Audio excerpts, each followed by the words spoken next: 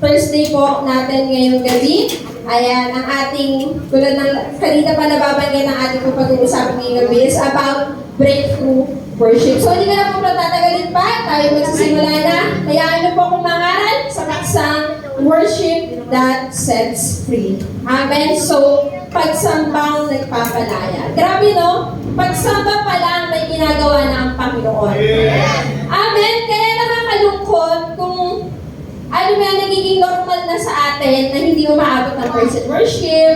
Normal na sa atin na napapalagpas ang praise and worship. Ay, importante naman ang Word of God. Pero, mga kapatid, mahihirapan tayong lunukin o saluhin at tanggapin ang salita ng Panginoon kung sa pagsamba pa lang pumapalya na tayo.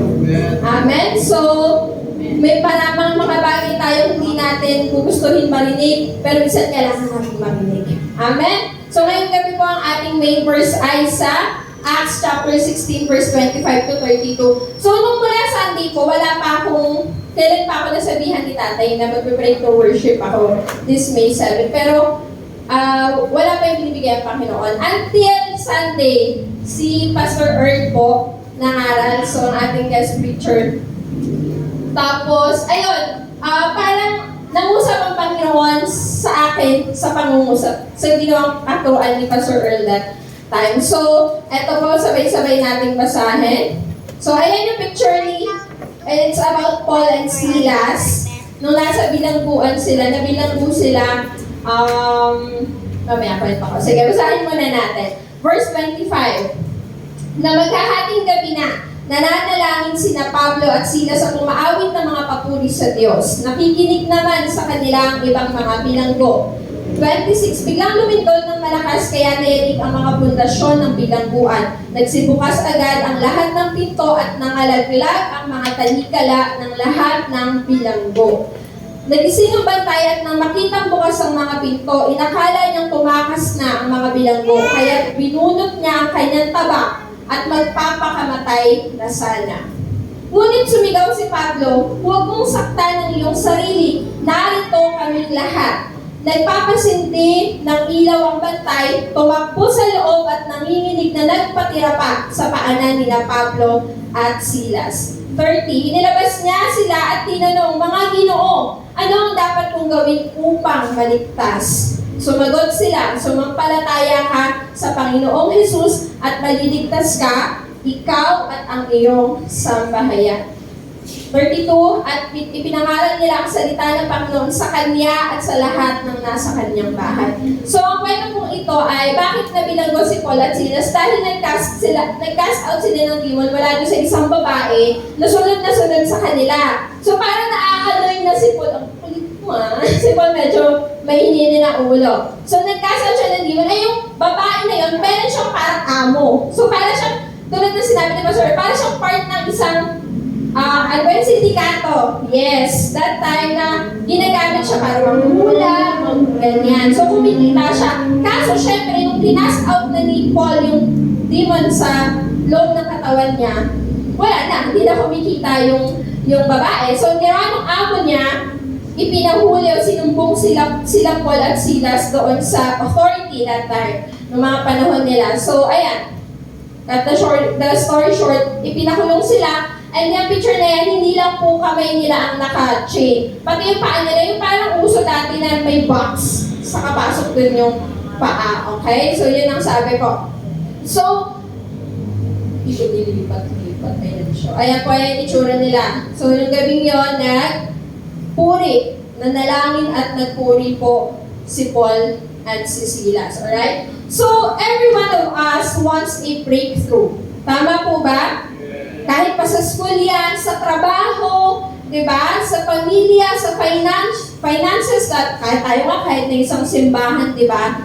We want to experience, and we really need financial breakthrough, diba? And even sa personal, diba? We have this personal struggles na gusto natin makaranas ng breakthrough. Amen? But, church, we need to understand that breakthrough doesn't always come through striving harder. Hindi siya minsan kailangan mong mag-effort ng sobra para makaramdam ka ng totoong breakthrough, okay? Sometimes it comes through worship, okay?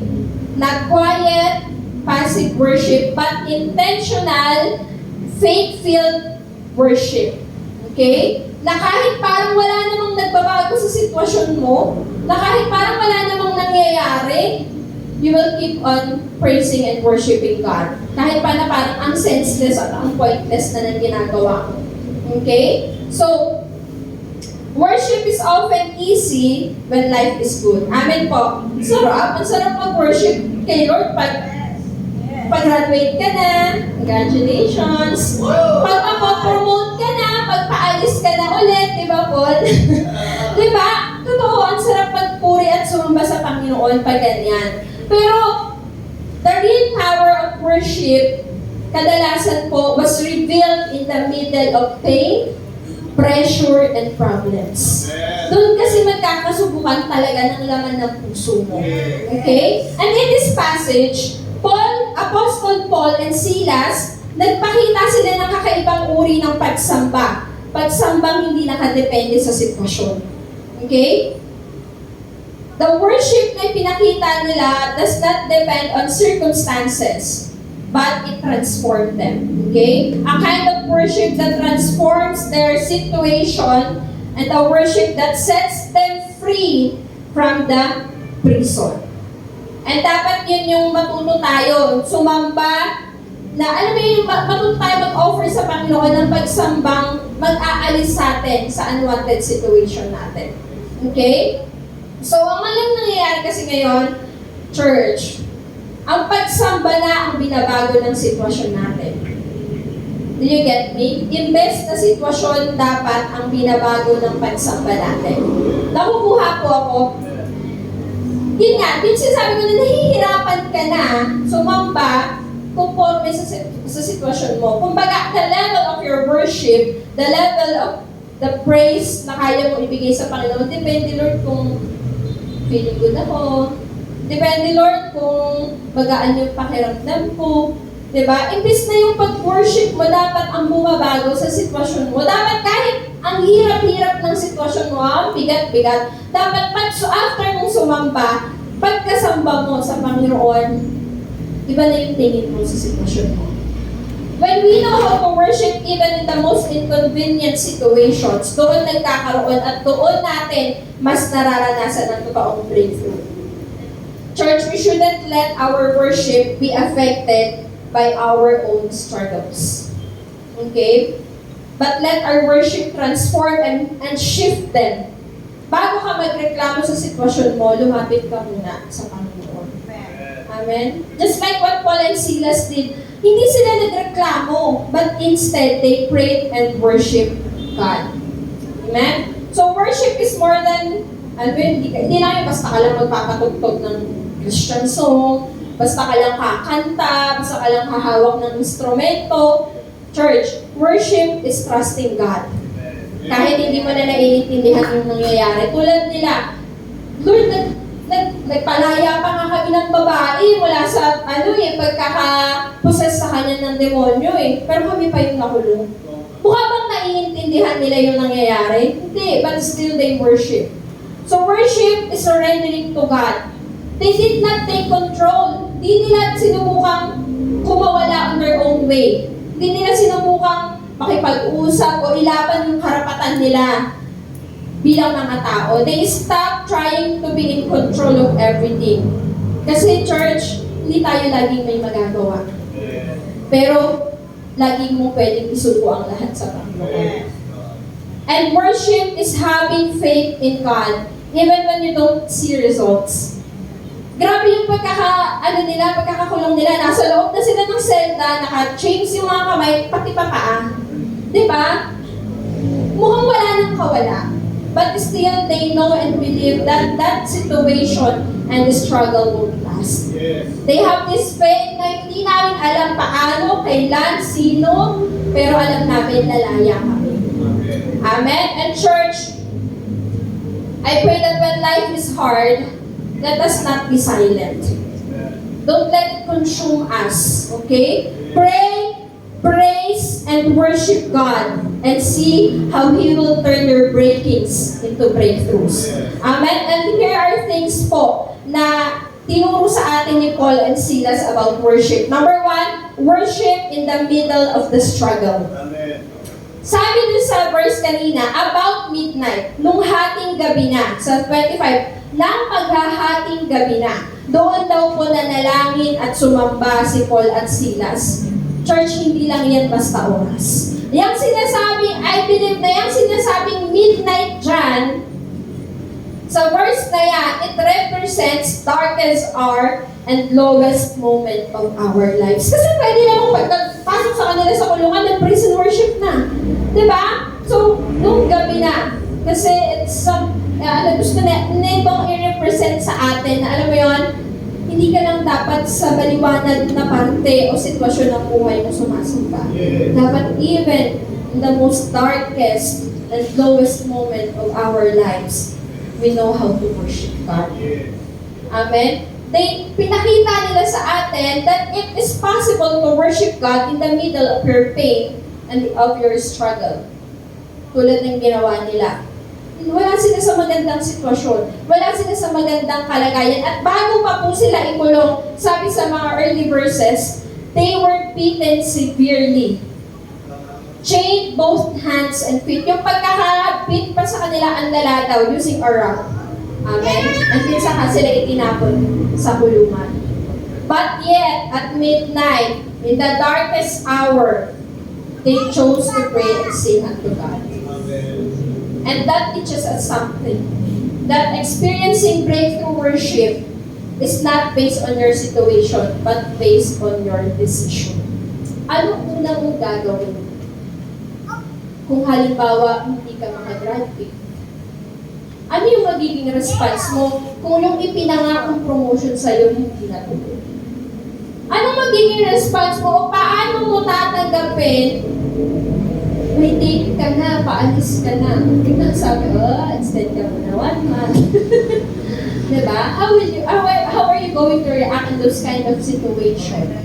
Amen? Uy, si Mami nag-name drop. Diba? So, hindi lagi dapat nakabase sa sitwasyon. Minsan kailangan mo lang ng desisyon. Amen? You don't wait for things to get better before you worship. All the time and every situation is the best time to worship God. Amen? Kasi laging may kayang gawin ng Panginoon kahit pa sa mga sitwasyon na hindi mo na alam yung gagawin.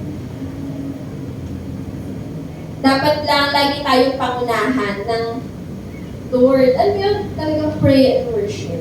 Sino mo dito yung kumakanta muna ka na sa bahay, mag-pray ka personal, sino yung muna yung kumakanta ka? Yung worship. Ang sarap na parang it really sets the mood. It really sets the atmosphere na saan ka man. Diba? So you worship so things can shift and your situation can change. Gusto mong makaalis sa sitwasyon na hindi mo gusto, you worship God. Gusto mong gumaling, you worship God. Gusto mong makaahon sa pagkakautang mo, you worship God. Just worship God. Unahan mo lagi ng pagsamba sa Panginoon. Diba? Palitan mo ng pagsamba ang iyong pangamba. Paul and Silas did not worship before or after they became prisoners. Tama ba? Hindi sila sumamba, hindi sila nanalangin at sumamba bago sila ikulong at pagkatapos nila ikulong. Kailan sila nag-pray and worship? Habang nandun sila sa sitwasyon, in the middle of their situation. They worship God in the middle of everything that is happening, hindi before or after. While they were inside the prison and while they are prisoners na matatawag. That's the time na nagpuri at sumamba at nanalangin sila sa Panginoon. Amen? In the middle of the struggle, hindi, Lord, pwede ba magtaas ng anong problem ko? Lord, pwede ba pag-sure na ako na kunwari, Lord, pag nasa Canada na ako, doon na lang ako mag-worship. Hello? Paano naman yung gitna? Paano yung proseso? Anong ginagawa mo? Habang nasa proseso ka ng paghihintay. Anong ginagawa mo habang hindi mo pa alam, wala ka pang kasiguraduhan sa iyong hinihintay? Well, the best response is to worship. Amen? Sinabi, may sakit ka. Anong gagawin mo habang nasa treatment ka? magmamaktol, mag-iisip na kung ano, ilang taon na lang siguro, o tayo. No, you worship God. Your situation does not have to control your worship because your worship can control your situation. Amen? And number 2 po, worship shifts the atmosphere. Sabi dun sa verse 26 kanina, biglang lumindol ng malakas, nagpe-praise lang sila, nagpe-pray, biglang lumindol ng malakas, kaya nayanig ang mga pundasyon ng bilangguan, nagsibukas agad ang lahat ng pinto at nangalaglag ang mga talikala ng lahat ng bilanggo. Amen. So when they worship, the Bible says, there was suddenly an earthquake. Bigla-bigla, agad-agad. So from prison atmosphere na kung titignan mo, parang wala silang kawala talaga. O imposible na silang makaalis. The prison were shaken and all chains were loose. Nakalag lahat. Church, it wasn't random. Hindi siya nagkataon lang. Na habang nagpe-pray and worship sila, biglang nagpanindol si Lord. It wasn't a random reaction or random thing. It was a response from the Lord. Naniniwala kayo doon? Pagtugon yon, yung nangyaring earthquake during their praise and worship sa Panginoon, pagtugon yon ng Panginoon sa ginagawa nila. Because church worship does something powerful. It shifts our focus from problems to God. It invites God's presence into our situation. And it changes the spiritual atmosphere around you. Sino ba naman mag-aakala? Taling-taling sila. Diba? Kandado, nakatanikala yung mga kamay paan nila. And then suddenly, biglang nakalas. Diba? Mula sa lugar na tila wala na silang kawala, suddenly became a place of hope and freedom. Siyempre siguro concept ng mga ibang, siyempre may iba pa kasing bilanggo doon aside Paul and Silas. So isip siguro na, ay, pwede na kami tumakbo. Diba? Pwede na kaming tumakas. Diba? Pero, that place became a place of hope and freedom, hindi lang para kina Paul at Silas, kundi lalo na para sa mga taong nakapaligid sa kanila na hindi pa kilala ang Panginoon. Okay? When they worship, heaven responded. Church, yun yung nangyayari pag sama-sama tayo sumasamba sa Panginoon. Alam mo, kala mo wala lang yung 3 kanta, 2 kanta, 1 kanta. No. It does something. It does something powerful sa loob ng ating simbahan, especially sa puso mo. Okay? So when they worship, heaven responded. God moved suddenly, bigla-bigla. This wasn't coincidence. It was divine intervention. Naniniwala kayo doon? Hindi kasi church, sa isang atmosphere na puro kasalanan, o sa isang atmosphere na darkness ang namumutawi, hindi makakakilos din ang presensya ng Panginoon. Amen? Hindi malayang makakakilos ang presensya ng Panginoon kung hindi mo muna isusuko sa Kanya yung sitwasyon mo. And through worshiping, unknowingly, dyan tayo nakakapag-surrender sa Panginoon. Minsan, di ba, hindi mo alam anong ipapanalangin. Pero yung kanta parang sakto sa sitwasyon mo. Yung kanta parang pinumpos para sa'yo. Di ba? So, it unlocks the presence of God. Your worship can turn your situation into a place for divine intervention. Kaya kahit pa nasa isang sulok, nasa loob ka lang ng isang maliit na kwarto, nasan ka man, that place can be a place for divine intervention. And that worship can shift the atmosphere from sorrow into joy, from mourning into rejoicing, and from worry into victory.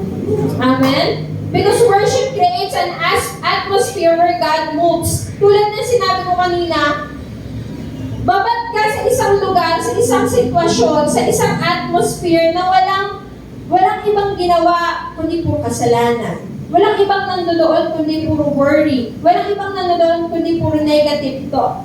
Doon ka nagdudwell. Paano naman kikilos ang Panginoon? Pero kung matuto ka munang Open your Bible, pray to God, and then worship God. I'm telling you, ikaw mismo maa-amaze ka. Paano babaguhin ng Panginoon yung atmosphere na kinabibilangan? Worship invites God's power. And when worship goes up, chains begin to loose. Diba? Minsan may mga invisible chains sa katawan natin, sa buhay natin. Minsan nga hindi siya invisible, alam mo naman siya. Aware ka naman, it's just that hindi ka pang handang isuko sa Panginoon. So, hayaan mong baguhin ng Panginoon yung sitwasyon mo. Hayaan mong baguhin ng Panginoon yung puso mo. At hayaan mong tuluyan kang baguhin ng Panginoon. Sometimes it only takes one worship. Sometimes it only takes one prayer, one praise away para sa breakthrough na kailangan at hinahanap mo. Na hindi mo alam na, Lord, ito lang pala yung kailangan ko. Amen? And next, worship breaks chains, not just voice. Sabi kanina sa verse, habang nagpe-praise si Paul and Silas, the other prisoners were listening to them. Diba? Sabi sa 25, nakikinig naman sa kanila ang ibang mga bilanggo. Alright? The scripture says, everyone's chains came loose. Nung sabi kanina, nung nagkaroon ng earthquake, lahat ng tanikala nagkalasan. Hindi lang kung yung kay Paul and Silas. Amen? Though sila lang ang nagpe-pray and nagpe-praise and nag-worship that time. Pero, nung nagtanggalan lahat ng chains, lahat ng tanikala, nadamay pati sa ibang bilanggo. Okay? Church, here's another fact about worship. Your worship doesn't only affect you. Hindi lang ikaw ang nakikinabang, hindi lang ikaw ang binabago, at hindi lang para sa'yo ang pagsambang ginagawa mo. It can impact your family. Sino po dito ang hindi pa nakakakilala sa Panginoon ng buong sambahayan? Amen. Diba? So malay mo, pag nakikita ka nilang nagpe-pray and worship dyan, nagpe-praise and worship dyan, it touched them. It impacts them. Yes. Ikaw, sa church ka lang magaling. Minsan nga, kahit nasa church, di pa ginagalingan. Amen. So, huwag kang matakot, huwag kang mahiya. Huwag mong pigilan yung sarili mong sumamba sa Panginoon. Let go. Alam niyo, ewan ko kung ako lang pero may time sa feeling ko, parang pigil na pigil. Pagka-praise and worship, lalo na pag-Sunday, parang pigil na pigil tayo magtaas ng kamay. I don't know kung masyado tayong conscious ba sa nasa paligid natin. Nag-worry ka ba na baka magulo yung hair mo, yung pagkatakin mo, ano ba? Diba? Kaya gusto kung ano lang minsan pag may chance ako, gusto ko dito sa harap. Kasi parang, alam mo yun, sapo mo yung bawat kanta. Diba? Kung baga baka wala kang ibang maririnig na ingay. Kundi puro kantahan, awitan, tugtugan ng para sa Panginoon. Hindi mo alam sino pwedeng maapektuhan sa pagsambang ginagawa mo. Also, it can influence your friends. Diba? Kung ikaw hindi ka consistent, ikaw ma-invite ka nga. Pag nasa church na, hindi ka naman makita, nagtataas ang kami sa Panginoon, nagpa-praise and worship, nagsa-cellphone, nanonood sa worship leader. Paano naman? Ba't mo dinala sa church? Ano gusto mong ipakita? Hindi nakikita naman na si sister na yan, hihikap pa. Kasi babagal daw po yung kanta. Diba? Galingan natin lagi sa Mamba Church. Hello! Galingan lagi natin alam nyo, napakapalad ng bansang Pilipinas. Ito parang madalas ko narinig sa prayer ni Tita Tess, na she's grateful. Dahil ang bansang Pilipinas, hindi tayo pinagbabawalan sumamba sa Panginoon, hindi tayo pinagbabawalan sa mga ganitong gathering. Tapos ikaw, kung anong ginagawa mo sa bahay, yun din gagawin mo pag nasa church ka. Hello! Bakit ka po pumunta ang church for attendance? Hindi po namin kailangan ng pamparami. Kailangan namin yung magko-contribute sa intense ng worship na ibibigay natin sa Panginoon. Every time we do this praise and worship. Amen? Huwag kang tumingin sa katabi mo, hayaan mo siya, tumuluhog mo dyan, di ba? Dahil puspos ka ng presensya ng Panginoon, so be it. Let go.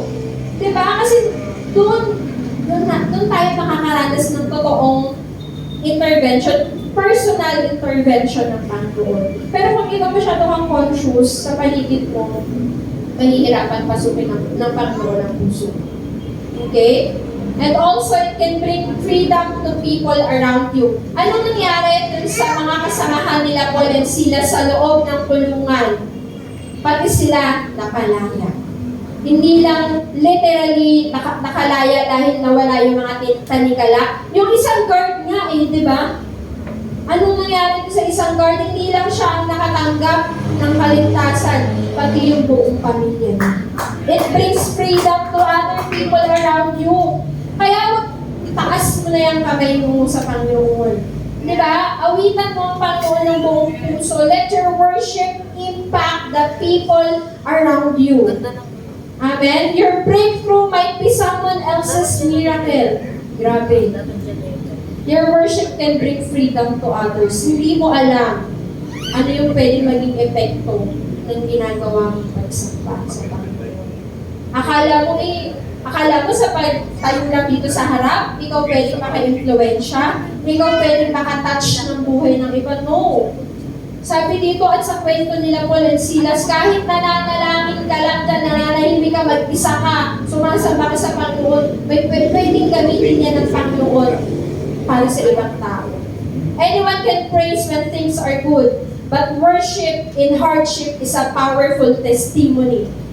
Amen? Naniniwala ako hindi lang dahil sa nagkaroon ng lindol, kaya sumampalataya yung mga tao sa paligid nila Paul and Silas. But because nakita nila na, ganito pala mag-respond sa mahihirap at pangit na sitwasyon pag may Diyos na pinilala. Kasi pwedeng magmukmuk sila Paul and Silas sa loob pero hindi nila ginawa. Church, people are always watching how you respond to pressure. People are always watching how you respond to struggles. Sa ayaw at sa gusto mo, may mga taong nakatingin sa iyo at nakaabang. Paano kaya ito magre-react? Anong response kaya ang gagawin nito sa mga nangyayaring hindi maganda? Di ba kaya kinamahan din yung guard? Kasi nung nakita na nagtanggalan lahat ng chains, natakot siya, gusto niya magpakamatay. Bakit?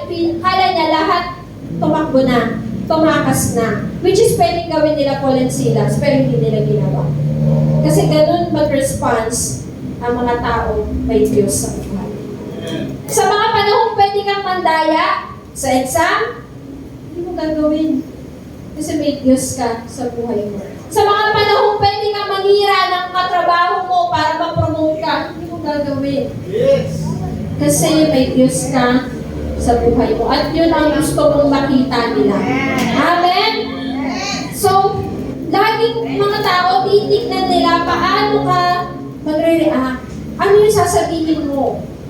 After or during in the middle of your situation. Paano ka mapamuhay sa panahon ng krisis? Paano ka patuloy na magtitiwala at maniniwala sa mga bagay na wala namang kasiguraduhan? At paano ka sasamba sa Diyos na hindi mo naman nakikita? People are always watching us. Minsan, at pwede silang mapahiya kasi kakaantay nila na magkamali ka. Hindi mo alam, hindi nila alam binabago sila ng Panginoon through you. Your worship might be the sermon someone else needs to hear. Kasi hindi naman lahat yan madaling-daling sa loob ng simbahan. Amen. Pero kapitbahay mo, pag may nakita sa'yo, o nakita niya paano ka nag-react sa isang sitwasyon na hindi maganda, pwede na maging sermon sa kanya yun. Mars, ikaw, chismis mo ako pag may nagawa kang di maganda mo ako.